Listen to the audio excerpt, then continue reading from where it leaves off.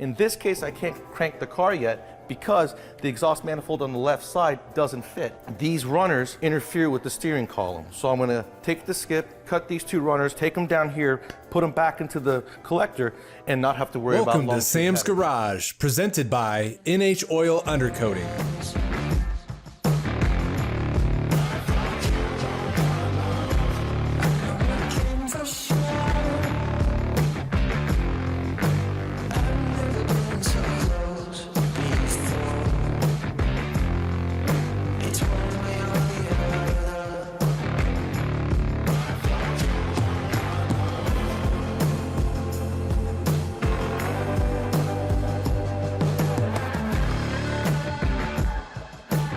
On this episode of Sam's Garage, the Lokar team is back at Sam's Garage, showcasing parts for their competition dragster. Sam and Doug perform maintenance on the ignition and belt systems in the Saleen Mustang.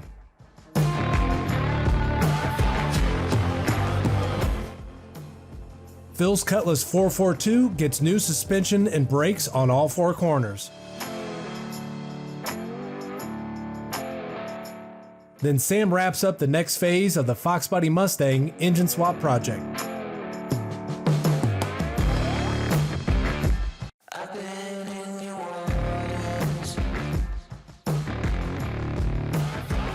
Travis and Jeffrey from LowCar Performance are in the garage with their competition dragster, showcasing a few more products for safety on the drag strip. Lokar offers tethers to help secure the exhaust manifolds, as well as spark plug wire looms to separate the wires away from the hot exhaust manifolds. Jeffrey, Travis, and I are back in the shop working on this beautiful LowCar Performance dragster. Not only is this thing beautiful, but it's very competitive as well. We're gonna add some more safety and some blink to this car today. And it's not really a car, it's a dragster, right? Yeah, and we're looking at putting on some header tethers systems, make sure these collectors don't come off in the water box, cause potential injuries when people are standing where they shouldn't. That's an actual problem, huh? Even though they're bolted on, they may even be tacked on in some cases, they still blow off. Having that double redundancy, not only is it an NHRA regulation, you may want that for the safety purposes if those tacks break or those bolts stress out over time. And we're going to clean up those plug wires. These made for you separators. Got them in yellow, black, red, blue. Purple if you must. Purple if you must. I like purple. Okay, I'm looking at that collector, and there is no muffler, there is no real resistance back pressure. I see tabs that are welded with bolts on both sides, and that sucker still comes off. Well, they can, there's a redundancy needed. And, if you've ever stood in the burnout box behind a car doing a burnout, not the best idea in the world, you're at risk, right? So NHRA had to put a provision in, put a rule, and make sure that you have a double redundancy. We have a clamp here that's connecting to the primary tube coming down, and then your collectors connected by another V-band clamp, and then the wire here that connects it and holds it. We got that secured with an E-clip, make sure that doesn't come apart, it's swaged together on the other end. Now when someone's installing this on their vehicle, are they gonna leave some slack in that safety wire? Yeah, you can leave a little bit of slack. All it has to do is make sure that that thing is not coming off, right? Got it. You can keep them nice and tight, that helps, for presentation reasons, but otherwise, you can have a little bit of slack. You can even hide them on the backside if you don't find them that appealing. A lot of things happen at the line. That's the worst part, is when you're under a load and everything is just under a load, that's when big things happen at the line. Yeah, stuff can come apart, you never know. That's a very cool product you got there. Saves a lot of lives. Okay, so now we're gonna be separating the wires, not only separating them for safety for arcing and stuff like that, but we're also gonna make it look good as well. Yeah, we're just gonna tie them up. We're gonna use yellow on this since we got a nice yellow tune and paint job here. Our smoothie kits come to where they separate out, the two end wires, separate them from each other, line them up, then you work back to 3, and then back to 4, and hold them all together. And this is one of the companies that you guys recently acquired last year. Yeah, so this is the Made For You brand products. We've got everything for your different wire formats, whether it's V6, V8, or any of the stuff where you need to go through the center bolts, top mount, vertical mount. We can run those wires wherever you want. We also make a bunch of different little chassis clamp pieces to help hold wires where you need, little T-clamps to help run wires, AC clamps, hoses and things like that. And Made For You is an old school company, right, Travis? It is. We have all different sizes, some real small, 3/16, all the way up to 1 inch, pipe and tube. Also, like Jeffrey was talking about, we've got some mounts that mount to the valve cover that would hold your plug wires on the side of the valve cover. You also have wire insulators that we showcased last season. We're really feeling good about the safety we just added to the dragster. Sure it's not the coffee? Absolutely. For all you guys like to sit in the burnout box, which you should not do, we have added heather tethers so that these collectors don't fly off, and it's going to be a lot safer for everybody at the line. At the same time, we've added our new made-for-you smoothie wire loom kits. Keep these wire looms organized and away from the headers, away from the engine block. Lasts a long time. Kits are good for high temps. Simple as that stuff is, looks really nice, functions well. The smoothie wire looms, you know, they fit a 7mm and an 8mm wire as well. Next week, join us when we install the new LowCar locking dipsticks on both the engine and the transmission.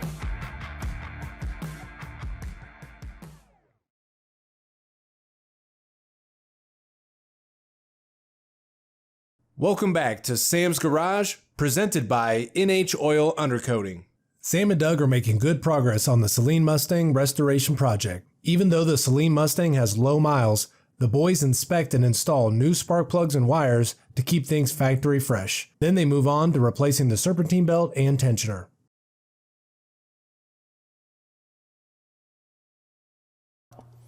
All right, Doug and I are just removing the clips on the ignition wires because this week we're going to be doing the maintenance on the Saleen. It's only got 42,000 miles, but it's 27 years old, and those spark plugs could be original because there's no scarring on the hardware for the covers. So today we're going to do the belt, the tensioner, the idler, the spark plugs, the wires, all motorcraft. We're going to check the air filter. It does have a K&N, so we'll probably keep that, fill it, recharge it, put it back in there. We'll be good to go. What do you think? The plastic is brittle, so you really want to take your time as you're pulling everything apart. You don't want anything to break.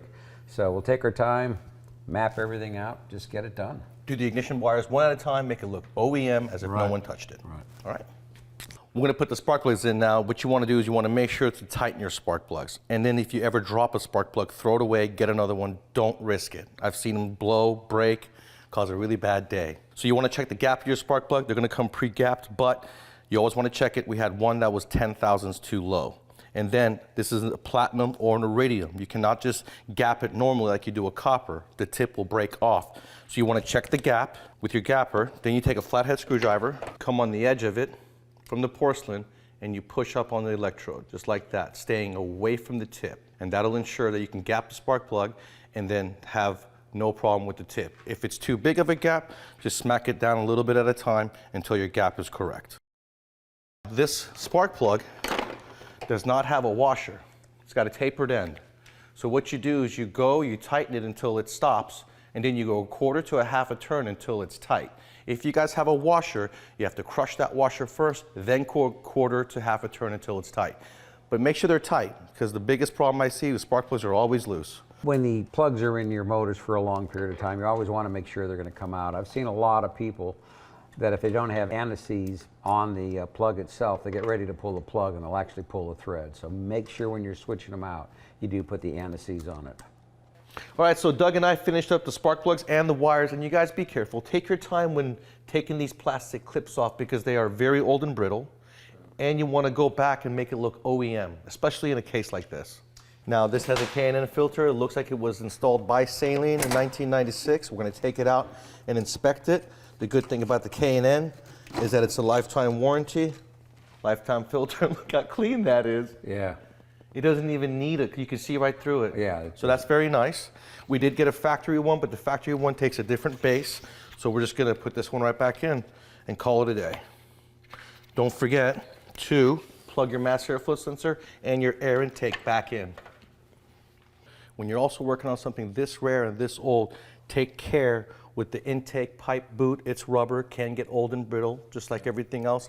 The plastic air box, none of this stuff can be found anymore, and you want this car to be original as possible. Now we're gonna put the intake pipe back on. We're gonna put the suspension strut bar back on. We're gonna anti-seize all the bolts that hold it back on, and then we're gonna attack the drive belt.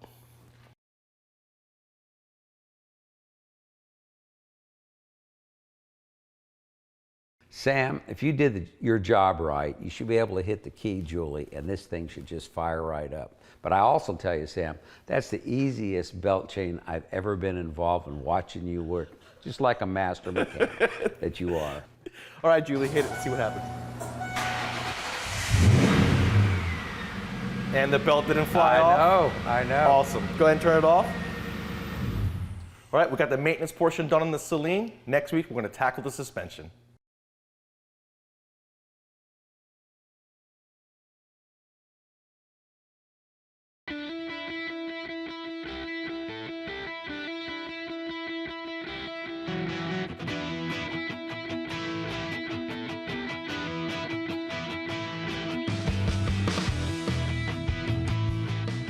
Let's face it, everybody, diagnosing a vehicle is a challenge, especially with today's vehicles and all their electronics.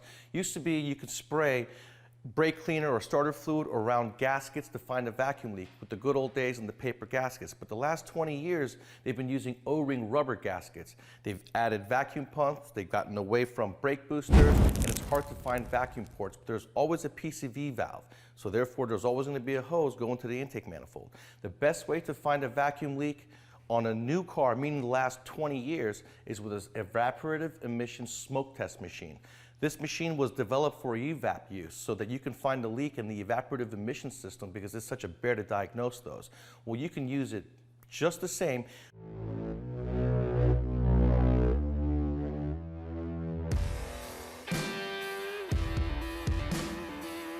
Phil's convertible Cutlass 442 project is still underway. This episode, they'll install new brakes, suspension, springs, and sway bars to help handle the 500 plus horsepower the new LT1 engine will be making. All right, so anytime you guys are building a monster like we're building for Phil behind us, you can't forget to do the suspension and the brakes. We're adding 500 horsepower, we're modernizing everything, and we want to make sure that you're going down plush and you can stop when you hit the brakes. Stopping's important. It is important. Especially with the added horsepower. Absolutely. Unless you don't like someone, then you just don't recommend the brakes and you give them the horsepower. But my daughter may be driving the car, That is so true. she's got to stop. That is true.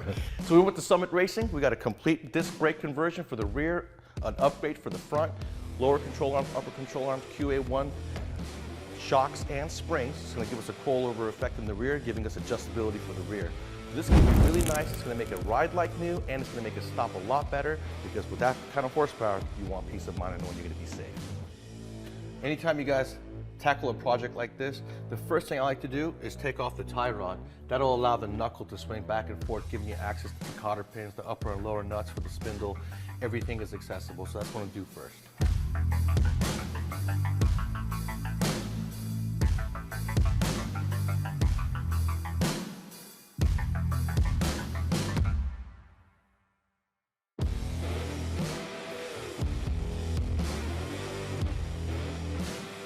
You can see that Phil and I have been really busy rebuilding the front end of his Oldsmobile because we made a whole bunch of horsepower. We got to stop and we got to ride nice, right? We just installed the Summit Racing sway bar. These bushings are new. We've got new front brakes.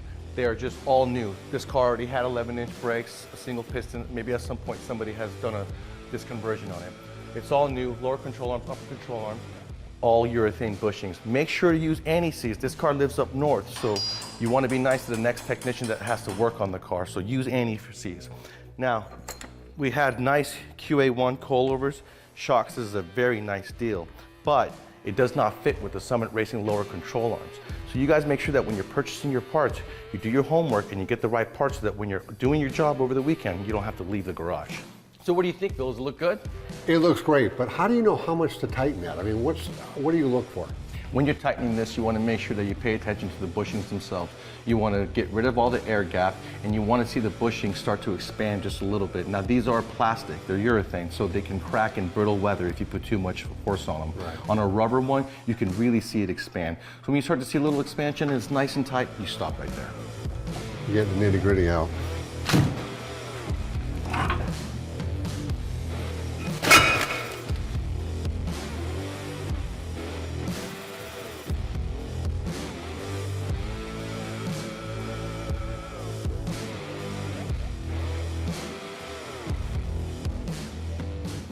All right, so Phil's got some new bling up front in the way of new brakes, suspension, sway bar, bushings, and end links. What this is pretty much a brand new setup. This is not an upgrade on this deal. So it's all brand new from Summit Racing. We got the Summit Racing sway bar as well. This is coming along really well, isn't it, Phil? It was a lot of work today, but we got it done, and I'm looking forward to getting that back done too. Next week, what Phil and I are going to do is tackle the rear end. We're going to install upper control arms from Summit, lower control arms from QE, along with their coilover system in the rear, and we're going to do a rear disc brake conversion kit from Summit Racing. We're going to install a power booster and a brake master cylinder. We're going to bleed the brakes, and he's going to be able to stop with all that horsepower. Should make a big difference, four-wheel disc. Should only take about 45 hours. Probably.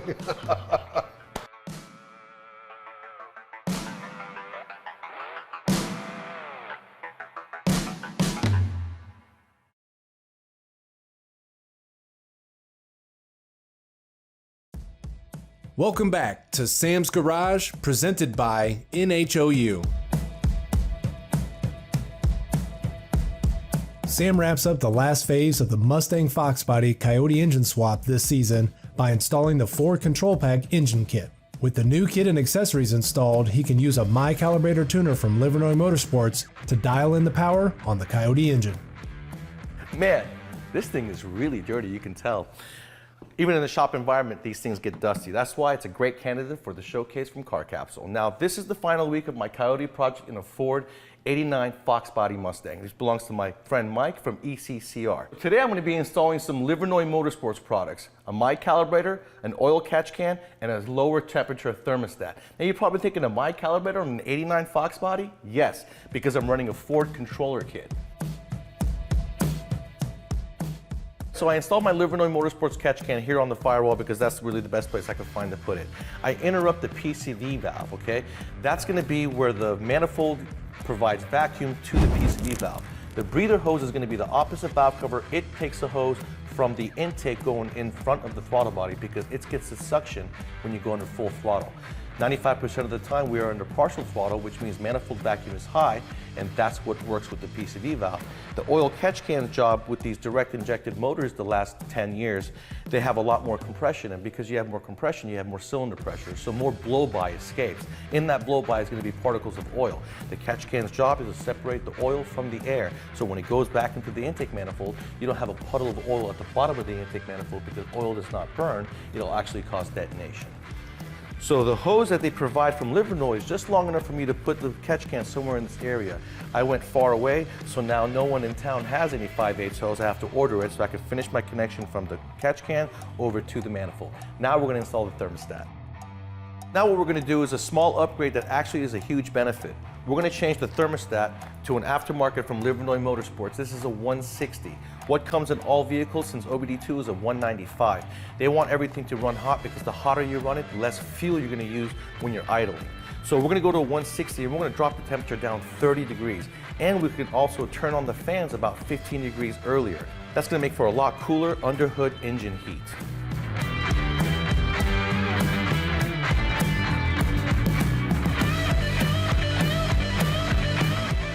So now what I'm getting ready to do is install the My Calibrator. Even though the engine doesn't run, everything is hooked up so I can easily hook up the OBD2 connector and do my thing.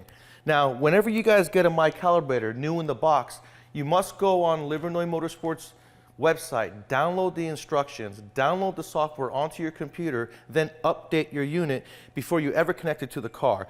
These things can sit on the shelf. There's multiple updates going on all the time, and you want to make sure yours is the current update, all right? Now I'm just going to go through the instructions. The first thing you're going to do is you're going to download the file from the computer and put it onto your laptop so you can send it to Livernois. They're going to look at that file, look at the codes, and send back the corrected file for you to upload into your car. Now, if you have a special request, like in this case, this is a Coyote swap in a 25-year and older car, so I don't need to worry about emissions. I must tell the guys, turn off the rear O2 sensors, turn off the Evap, turn off engine codes that have to do with emissions. And then I can get started, put in my 160, turn off the P0128 code. All those things that I need to tell them, I can send a request form, jotting everything down, and they'll take care of the tune for me. Then I'm going to go in here, I'm going to upload the tune, cycle the key, check for codes, make sure everything's cool, and then I can crank the car. Well, it's time to put a period on this project. I'm sorry I could not fire this one up. It has no left side exhaust manifold. Never ever run an engine without an exhaust manifold. You'll burn up the valves. I want to thank Livernois Motorsports Engineering, American Powertrain, and Mike from Elite Ceramic Coating and Restoration. This project is going to be awesome when it's done.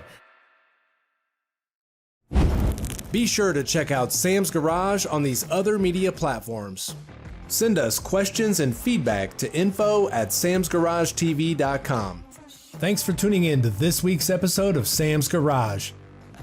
This week, we saw a few more safety items from LowCar Performance. Sam and Doug conquered the next round of maintenance on the Saleen Mustang. Phil's Cutlass now has all the handling and stopping power for the new LT1 engine. And Sam completed the next phase of the Foxbody Mustang Coyote engine swap.